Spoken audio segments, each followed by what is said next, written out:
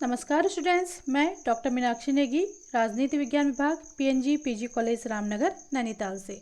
आज मैं आपके सामने लेकर आई हूँ एक नया टॉपिक जो है प्लेटो के न्याय सिद्धांत की अवधारणा या प्लेटो के न्याय की अवधारणा, Plato's concept of justice. Justice के विषय में उन्होंने क्या कहा है, तो उससे पूर्व थोड़ा सा हम देखते हैं कि प्लेटो का जो मुख्य ग्रंथ है रिपब्लिक, उसे न्याय पर आधारित ग्रंथ या न्याय से संबंधित ग्रंथ कहा गया है, क्योंकि जस्टिस से संबंधित, न्याय से संबंधित बातें उसमें बहुत अत्यधिक कही गई हैं।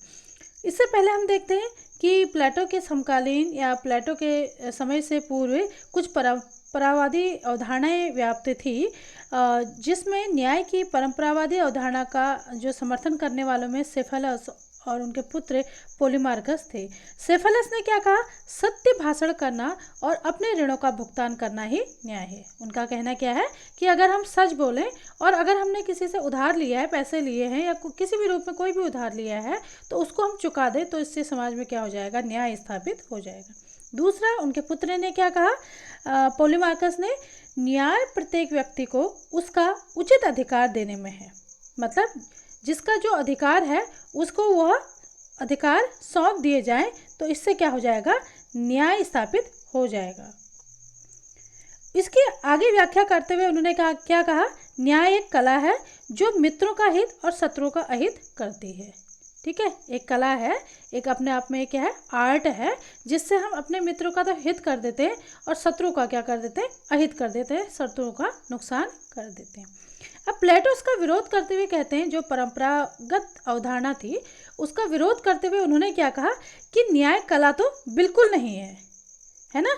उन्होंने क्या कहा कि यह कला के प्रयोगकर्ता पर निर्भर करेगा कि अगर डॉक्टर अपनी कला से रोगी के रोग को क्या कर सकता है, घटा और बढ़ा दोनों सकता है, अर्थात वो अपनी कला का प्रयोग करते हुए न्यायी और अन्यायी दोनों हो सकता है ना। कई बार क्या होता है, साइबर क्राइम आपने सुना होगा। देखिए, जो टेक्नोलॉजी है, आपके हाथ में मोबाइल फ़ोन्स हैं, स्मार्टफोन है, इंटरनेट्स है, आपके हाथ में आप सोशल मीडिया से जुड़े हुए हैं, लेकिन फिर भी कहीं न कहीं यह किसी न किसी की देन है हमारे लिए। ठीक है, मानव समाज को दिया गया है, जो इन्वेंशन किए गए थे, लेकिन इसी का क्या हो रहा है, कुछ लोग अच्छा यूज कर रहे हैं, यूट्यूब का कुछ लोग अच्छा यूज कर रहे हैं, सोशल मीडिया का कोई लोग अच्छा यूज कर रहे हैं, लेकिन कुछ लोग क्या कर रहे हैं, आपराधिक गतिविधियों में सम्मिलित हो जा रहे हैं। तो दोनों रूपों से जो मनुष्य के ऊपर डिपेंड है, कह रहे हैं प्लेटो, कि वह उससे न्याय करने वाला भी बन सकता है, अन्यायी भी बन सकता है। दूसरा है, मित्र और शत्रु की वास्तविक पहचान कैसे की जाए, है ना। कई बार क्या होता है, बहुत से लोग हमारे सामने हमारा मित्र बनने का ढोंग करते हैं, लेकिन वास्तव में वो हमारा हित नहीं चाहते हैं। तो मित्र और शत्रु का कैसे हम डिफ्रेंशिएट करें, कैसे अंतर करें, यह बहुत कठिन है। बुरे को अधिक बुरा बताना उचित नहीं है। मित्रों की भलाई और शत्रु की बुराई करने का सिद्धांत मूलतः गलत है। वर्तमान में भी होता है ना, अगर किसी ने कोई अपराध किया है तो उसको दंड देने का जो प्रावधान है वो किस लिए है, केवल दंडित करके उस व्यक्ति का विनाश कर देना तो नहीं है, बल्कि अगर किसी ने कोई अपराध किया है तो दंड करके क्या, जो ऐसे जेल में बंद होते हो, तो कारागार में बंद होते, तो क्या प्रयास किया जाता है, उनके व्यवहार में सुधार हो, है ना।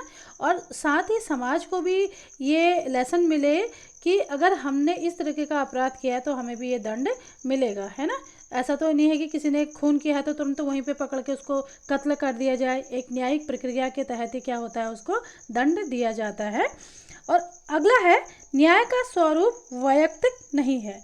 सेफलस और पोलीमार्कस न्याय की व्याख्या वैयक्तिक आधार पर करते हैं, जबकि न्याय का स्वरूप मुख्य रूप से सामाजिक होता है ना, कि एक ही व्यक्ति का भला कर दिया जाए तो पूरे समाज का भला हो जाएगा, ऐसा नहीं है, बल्कि न्याय स्थापित करने के लिए समाज के सभी व्यक्तियों का क्या होना चाहिए, हित होना चाहिए।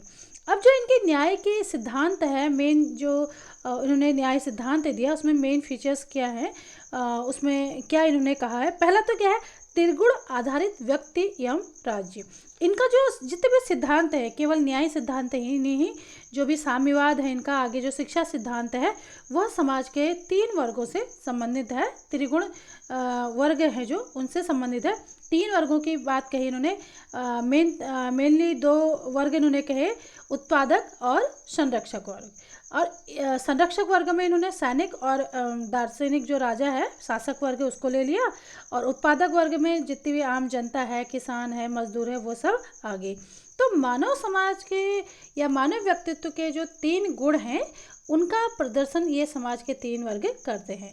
विवेक या ज्ञान इसका प्रतिनिधित्व कौन करता है? दार्शनिक जो शासक होंगे। और साहस और शौर्य का सैनिक वर्ग। तृष्णा और क्षुधा का जो मजदूर और किसान जो आम जनता है वो प्रतिनिधित्व करती है। राज्य भी जो व्यक्ति का विराट रूप है, पहले भी हमने अध्ययन किया था। तो प्लेटो क्या कहते हैं कि राज्य क्या है?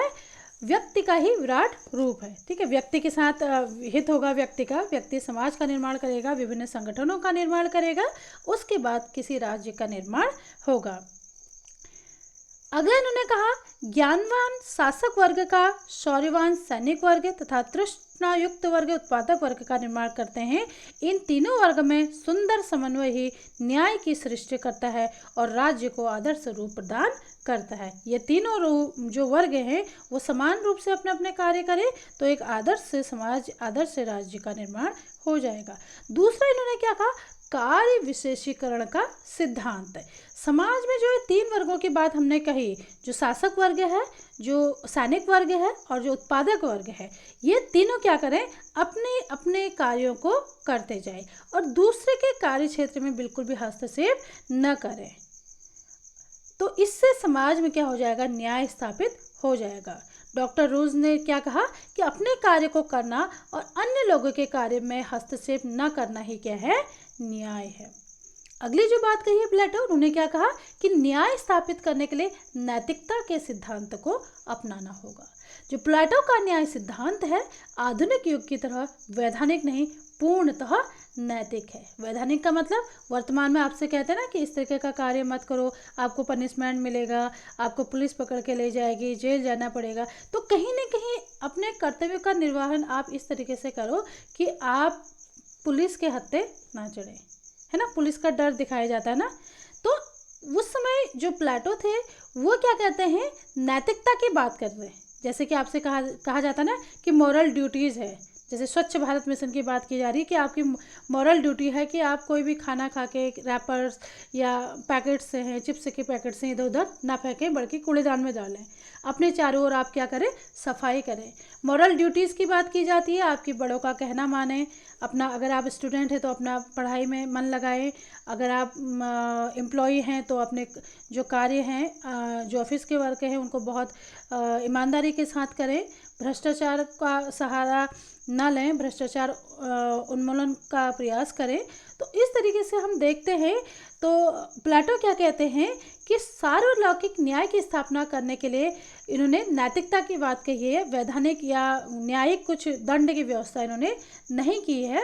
यह मानव के पूर्ण नैतिक कर्तव्यों की व्याख्या करते हैं और सिर्फ उसके कानूनी कर्तव्यों की ही नहीं, अर्थात प्लेटो की न्याय कल्पना पूर्णतः आत्मिक है। मतलब हमारी मन की आवाज़, हमारी आत्मा की आवाज़ जो हमसे कहती है कि यह सही है, हमें यह करना है, यह गलत है, हमें यह नहीं करना है, तो उसी के आधार पर उन्होंने अपना न्याय सिद्धांत दिया है। अगला उन्होंने क्या कहा? व्यक्तिवाद विरोधी। प्लेटो व्यक्तिवादी नहीं है, समिष्टवादी हैं। अपनी इस अवधारणा के आधार पर वह यह प्रतिपादन करते हैं कि व्यक्ति का अपने आप में कोई महत्व नहीं है। मतलब कोई अगर व्यक्ति ये कहे कि मैं ही सब कुछ हूँ, मुझे दूसरे समाज के दूसरे लोगों की आवश्यकता नहीं है, मुझे राज्य की आवश्यकता नहीं है, तो उस व्यक्ति का कोई अस्तित्व नहीं हो सकता है। कहीं ना कहीं वो क्या हो जाएगा? समाज से अलग हो जाएगा और वो ना अपना विकास कर पाएगा ना राज्य का विकास कर पाएगा। उसका महत्व समिष्ट अर्थात समाज के सदस्य होने में ही निहित है और उसी रूप में वह अपने व्यक्तित्व का पूर्ण विकास करने में सक्षम होगा। तो प्लेटो के लिए राज्य या समाज के सदस्य के रूप में ही व्यक्ति के अस्तित्व का औचित्य है और राज्य के बाहर उसका कोई भी अस्तित्व नहीं है। व्यक्ति विकास के लिए राज्य अनिवार्य है। ठीक है, अगर हम अपना विकास करना चाहते हैं तो क्या है कि हम एक राज्य में रहें जहां हमारे क्या हो? रक्षा हो, हमारे अधिकारों की रक्षा हो। उसका कार्य विशेषीकरण का सिद्धांत उसकी इसी मान्यता पर आधारित है। वह समाज में भिन्नता नहीं, एकता उत्पन्न करने के लिए रचा गया है। नागरिकों द्वारा अपना अपना नैसर्गिक कर्तव्य निर्वाह ही राज्य के न्याय गुण में संपन्न करता है और उसकी एकता का प्रतिरूप है।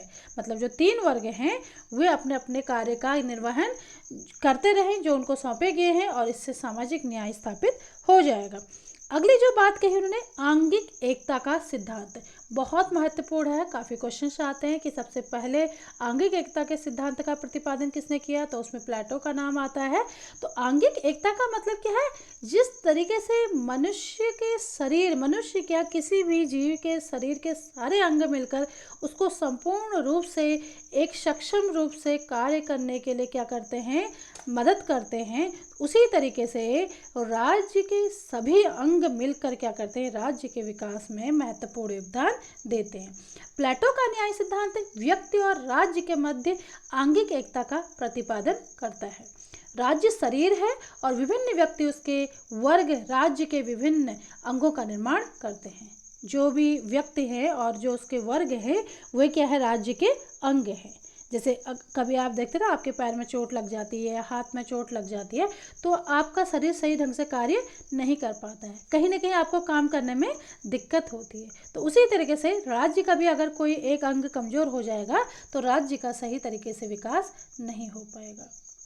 किसी एक अंग को लेकर, या आपने कहा कि मेरे पास पैर है तो यह मेरा शरीर है, या मेरा हाथ है इसको मैं शरीर कह दूं, ऐसा नहीं हो सकता। हाथ क्या है, शरीर का एक अंग है। आँख क्या है, शरीर का एक अंग है। पैर क्या है, शरीर का एक अंग है। अगर इसमें से एक भी कमज़ोर हो गया तो हमारा शरीर सही ढंग से कार्य नहीं कर पाएगा। राज्य से पृथक व्यक्ति की न कोई इच्छा, न आकांक्षा और न आवश्यकता हो सकती है ना। जिस तरीके से शरीर से पृथक होकर हाथ का कोई अस्तित्व नहीं है, शरीर से पृथक होकर पैर का कोई अस्तित्व नहीं है, तो उसी तरीके से राज्य से अलग होकर अगर कोई उत्पादक वर्ग कहे कि हम राज्य का अंग नहीं बनना चाहते, तो उसका कोई भी अस्तित्व नहीं है। व्यक्ति और राज्य पृथक होते हुए भी शरीर और उसके अंगों की तरह एकता की डोर में बंधे हुए हैं। हालांकि वर्ग अलग अलग हैं, राज्य अलग है, लेकिन फिर भी वे सब मिलकर क्या करते हैं, एक राज्य का निर्माण करते हैं।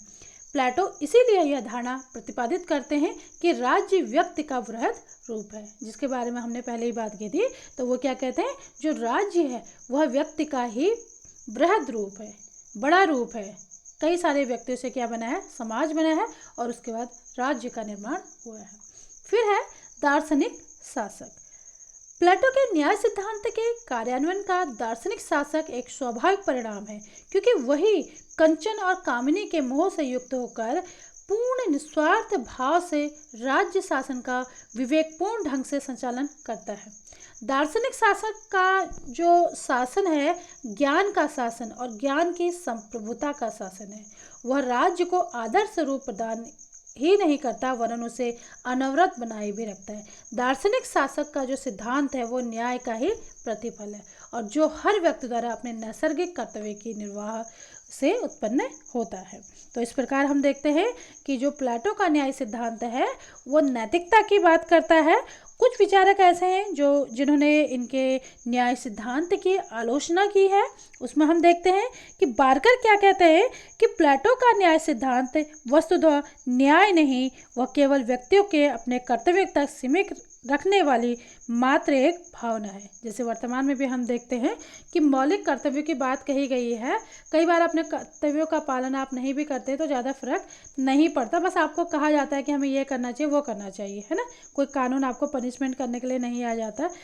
तो जितने भी मौलिक कर्तव्य अगर हम उसका कई जगह पे फॉलो नहीं भी कर रहे हैं तो कोई वैधानिक आधार उसके पीछे नहीं है उनकी रक्षा के लिए। तो ये कहते हैं कि यह केवल क्या है, व्यक्ति के अपने कर्तव्य तक सीमित रखने वाली एक भावना मात्र है। दूसरा कि यह न्याय सिद्धांत जो है वो नैतिक है और वैधानिक नहीं है। जैसे अब मैंने पहले भी बात की कि आप एक दूसरे के अधिकारों के प्रति चिंता कब करते हैं, जब आपको कहा जाता है कि अगर आप मेरे दूसरों के या मेरे अधिकारों का हनन करेंगे तो क्या करेगा, कानून आपको दंडित करेगा। तो कानून के डर से आप क्या करते हैं, कुछ अपनी सीमाओं में रहते हैं। लेकिन इन्होंने नैतिकता की बात कही है, तो नैतिकता को हम में से कितने लोग फॉलो कर पाते हैं, है ना।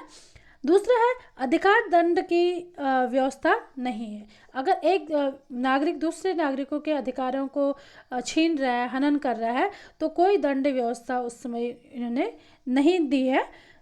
अगला, निरंकुशता किसी भी रूप में समर्थन योग्य नहीं है। प्लेटो जिस न्याय आधारित आदर्श राज्य की कल्पना करते हैं उसमें दार्शनिक शासक पर ज्ञान और स्वविवेक के अतिरिक्त कुछ भी अंकुश नहीं है। है ना। उन जो दार्शनिक शासक है उसके लिए बहुत ज़्यादा शिक्षा की व्यवस्था की गई है और स्वविवेक की बात कर रहे हैं, लेकिन फिर भी अगर वह निरंकुश होता है तो उस पर किस तरीके से वैधानिक अंकुश लगाया जा सकता है, इसकी बात प्लेटो ने कहीं पर भी नहीं की है। व्यक्ति का पूर्ण विकास संभव नहीं है, जैसे कि इन्होंने कहा कि नैतिक आधार पर व्यक्ति को क्या करना चाहिए, अपने कर्तव्यों का पालन करना चाहिए और प्रत्येक वर्ग क्या करे, नैतिक आधार पर एक दूसरे के कार्य में हस्तक्षेप न करे। तो इस तरीके से कोई बिल्कुल सर्वगुण संपन्न मानव बन जाएगा, ऐसा संभव नहीं है। लोकतंत्र विरोधी विचार इनके प्लेटो के न्याय सिद्धांत को कहा गया है। प्लेटो के आदर्श राज्य में बहुसंख्यक जो उत्पादक वर्ग है उसको ज़्यादा अधिकार नहीं दिए गए हैं, बल्कि जो संरक्षक वर्ग है उसकी संख्या भी कम है, उसको अधिक अधिकार दिए गए हैं। और जो इनका न्याय सिद्धांत है वह कहीं न कहीं विरोधाभासी दिखता है। प्लेटो द्वारा प्रतिपादित न्याय सिद्धांत का एक मुख्य गुण एक व्यक्ति द्वारा दूसरे व्यक्ति के कार्य क्षेत्र में अहस्तक्षेप की नीति का समर्थन करता है। लेकिन जैसा कि हम जानते हैं, सुधार शासन संचालन के लिए शासक शासित दोनों के कार्य क्षेत्र में आवश्यक होने पर हस्तक्षेप जरूरी होता है। कई बार क्या होता है, एक दूसरे के कार्यों में हस्तक्षेप करना जरूरी होता है, परंतु प्लेटो ने क्या कहा कि किसी भी वर्ग को दूसरे वर्ग के कार्य में हस्तक्षेप बिल्कुल भी नहीं करना चाहिए। राज्य में उत्पन्न होने वाले असंतुलन के उन्मूलन हेतु हस्तक्षेप जरूरी है, क्योंकि मनुष्य है कहीं न कहीं जो समाज के वर्ग हैं उनमें असंतुलन की स्थिति उत्पन्न होगी। लेकिन प्लेटो क्या कहते हैं, बिल्कुल भी एक वर्ग दूसरे वर्ग पर हस्तक्षेप ना करे, बल्कि जो शासक वर्ग है उसको कहीं न कहीं हस्तक्षेप करने की आवश्यकता होती ही है, जैसे कि वर्तमान में होता है ना।